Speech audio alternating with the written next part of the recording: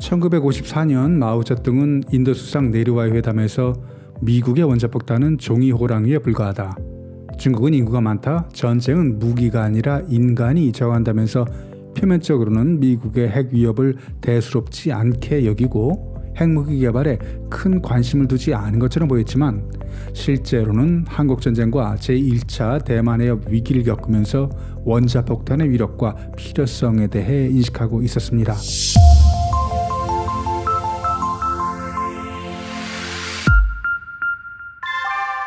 1964년 10월 16일 오후 3시 중국은 자체 개발한 최초의 원자폭탄 실험에 성공합니다.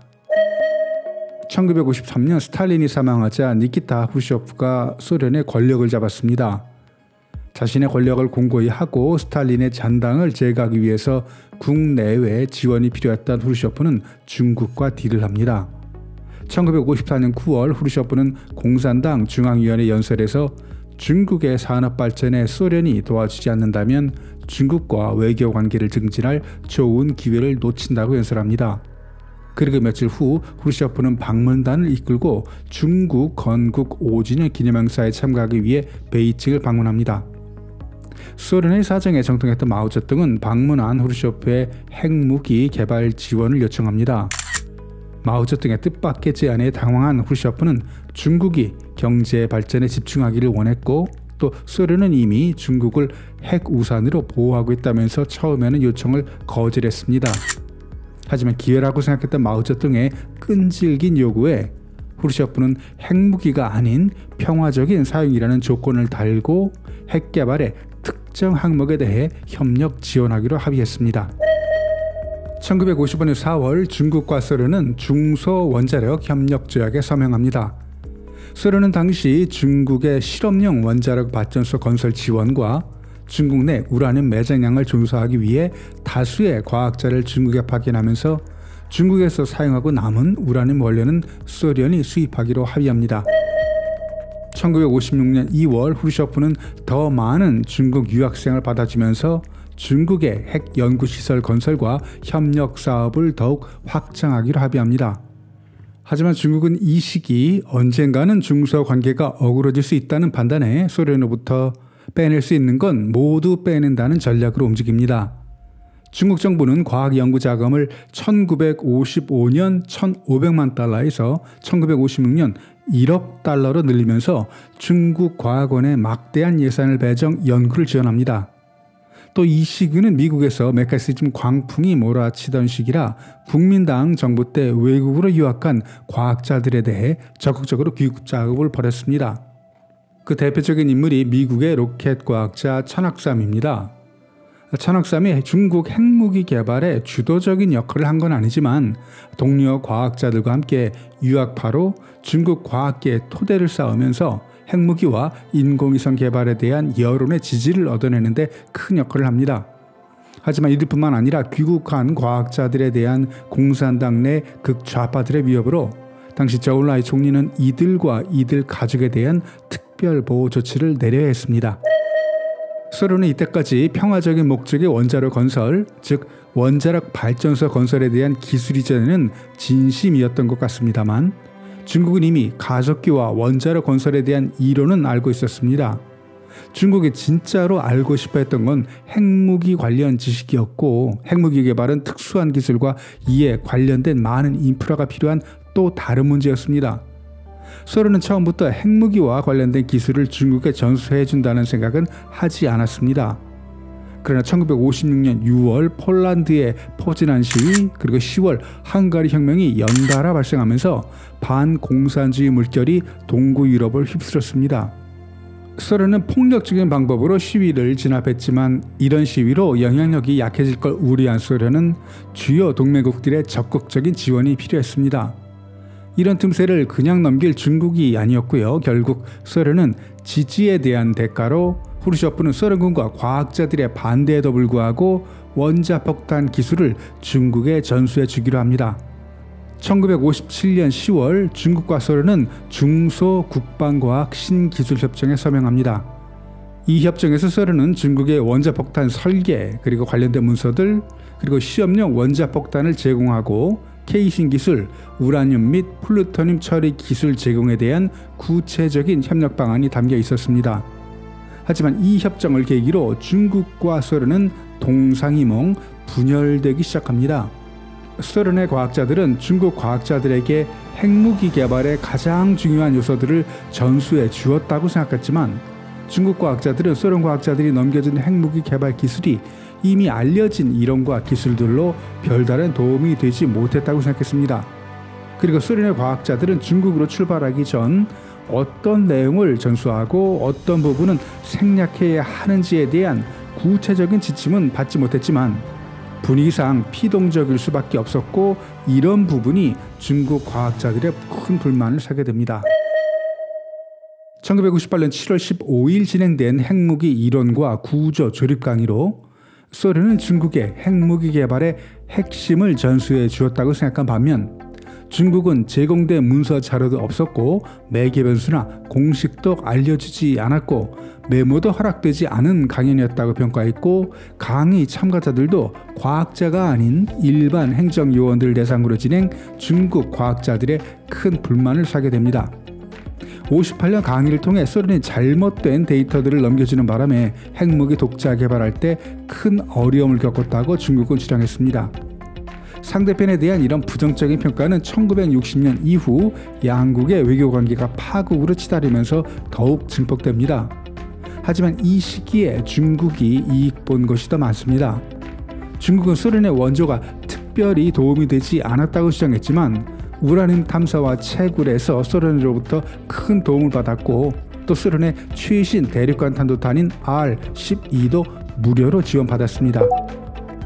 돈독해 보였던 후르쇼프와 마오쩌둥의 관계는 1958년 제2차 대만해협 위기가 발생하면서 파국을 맞이합니다.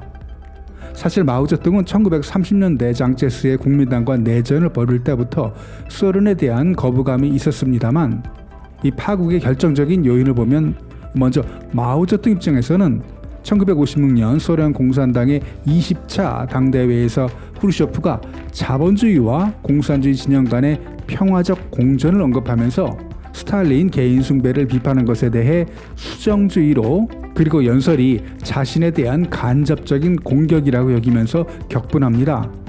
후르쇼프 입장에서는 57년 11월 마오쩌둥의 세계 공산당 노동당 대회 연설, 핵전쟁으로 인류의 절반이 사라져도 절반은 생존하고 사라진 27억은 다시 보충된다. 결국 사회주의는 승리한다. 라는 마오쩌둥의 연설은 서방과의 관계 개선을 원하던 후르쇼프의 외교 정책과는 상반되는 주장으로, 소련은 마오쩌둥 연설 한 달 전에 서명했던 중소 국방과학 신기술 협정에 포함됐던 시험용 원자폭탄 제공을 무기한 연기했습니다.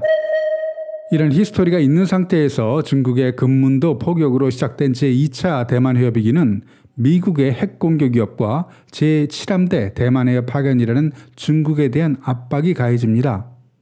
소련은 마오쩌둥이 의식적으로 제3차 세계대전을 도발한다고 생각했습니다. 결국 후르쇼프는 중국과 관계 설정을 다시 할 필요를 느꼈고 1959년 6월 20일 1957년에 체결했던 중소 국방과학 신기술 협정을 파기합니다. 1960년 1월 중국은 596 프로젝트를 시작합니다. 56년부터 준비한 그것보다는 중국의 뼛속 깊은 러시아에 대한 불신감이라고 보는데요. 596의 뜻은 59년 6월 소련이 중소 국방과학 신기술 협정을 파기한 것을 국가적인 수치로 생각하자는 의미입니다. 저우엔하이 총리는 연설에서 3년 안에 돌파구를 만들고 5년 안에 기술을 습득하고 8년 내에 핵무기 개발을 완료해야 한다는 목표를 제시했습니다. 1960년 7월 후르쇼프는 당시 30여 개 이상의 프로젝트에서 일하고 있던 소련의 과학자와 기술자 등 1,400명가량을 중국에서 모두 철수시키고 동시에 경제 원조도 중단합니다. 반면 양국 간 외교관계가 파탄난 원인을 중국은 소련의 책임이라고 봅니다. 소련은 핵무기 개발 원조에 대한 대가로 중국의 해군기지 사용 권한과 핵무기 공동관리 요구가 파탄의 원인이라고 주장했습니다. 중국과 소련의 외교관계가 파탄났던 이 시기는 현대 중국 역사의 가장 암울했던 시기이기도 합니다. 대약진 운동의 여파가 가장 컸던 시기로 중국 정부에는 돈이 없었습니다. 결국 우라늄과 플루토늄 두 가지 방식의 원자폭탄을 개발하기로 했던 계획에서 저렴한 우라늄 방식의 원자폭탄 개발로 프로젝트를 축소합니다. 그리고 대약진 운동에 빠진 기술자들이 기술혁신이라는 명분으로 소련이 남기고 간 핵개발 장비들을 분해해서 철을 만들어야 한다는 이 황당한 주장으로 상당수 장비가 고로 속으로 사라집니다. 1950년대 핵폭탄은 우라늄 235나 플루토늄 239 등이 쉽게 핵분열을 일으키고 이들을 임계질량 이상으로 모으면 연쇄 반응이 폭발적으로 일어나는 것을 이용하는 원자폭탄입니다. 따라서 핵폭탄을 개발하려면 우라늄과 플루토늄이 많이 필요했습니다.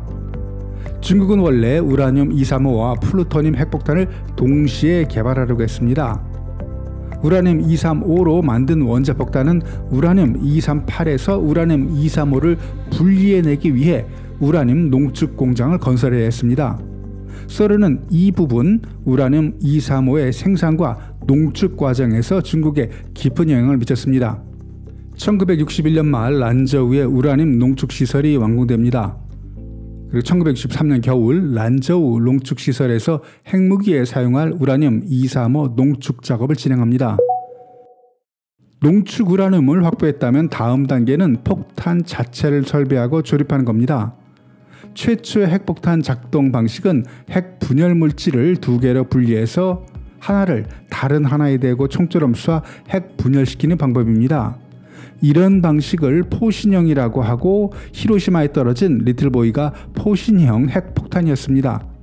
하지만 중국은 내폭형으로 제작했습니다. 내폭형이란 핵물질 주변을 폭탄으로 둘러싼 후 안쪽을 향해 폭발시킴으로써 핵 분열을 발생시키는 형태로 나가사키에 투하된 폭탄이 이런 구조였습니다. 중국이 기술 난이도 높은 내폭형을 선택한 이유는 핵 분열 물질이 덜 필요했기 때문입니다. 그리고 미국의 핵폭탄이 플루토늄을 이용한 것과는 다르게 중국은 우라늄 235를 사용했습니다. 1960년 소련이 완전 철수할 때까지 중국은 핵무기에 대한 이론은 완료했고 설계할 수준까지 준비가 된 상태였습니다. 소련이 파수해 폐기했던 문서들을 하나씩 복귀해 나가면서 베이징 7구역에서 1962년 말까지 내폭형에 대한 이론을 마스터한 후에 1963년 내폭형 핵폭탄 설계 작업을 마무리합니다. 중국 최초의 핵실험은 철탑을 이용한 방식으로 진행됐습니다. 핵실험장에는 102m 높이의 철탑이 세워졌고 철탑 주변 반경 60km 내에는 90여 개의 핵폭발 효과를 측정할 수 있는 건물과 같은 대상물과 3,000여 개의 계측 장비가 설치됐습니다.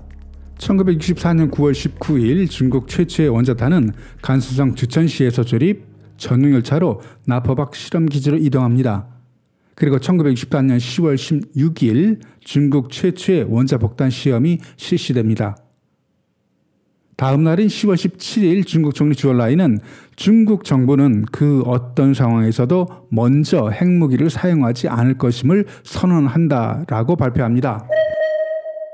1959년 초 중국이 핵무기를 개발한다는 사실을 인지한 후 개발을 중단시키기 위해 소련에 협조를 구합니다. 케네디는 후르쇼프의 중국의 핵 개발을 중단시키는 군사작전에 대한 동의를 구했지만 소련은 반대합니다. 미국이 중국의 핵 개발 상황을 정확하게 인지하지 못한 이유는 플루토늄이 아닌 우라늄을 이용해 내폭형 폭탄을 개발한 중국의 개발 방식을 미국 정보기관들이 인지하지 못했기 때문입니다. 1964년 미국의 정보기관들은 중국의 핵실험이 임박해졌다는 건 인지했지만 먼저 중국에는 규모를 갖춘 플루토늄 가공 공장이 없었고 란저우의 우라늄 농축시설에 대해서는 알고 있었지만 핵무기에 사용하기에는 규모가 작다고 판단했습니다. 미국이 개발한 방식이 아닌 방식으로 중국이 핵무기를 개발하면서 핵실험 전날까지 미국의 정보기관들은 중국의 핵실험 준비를 인지하지 못했습니다.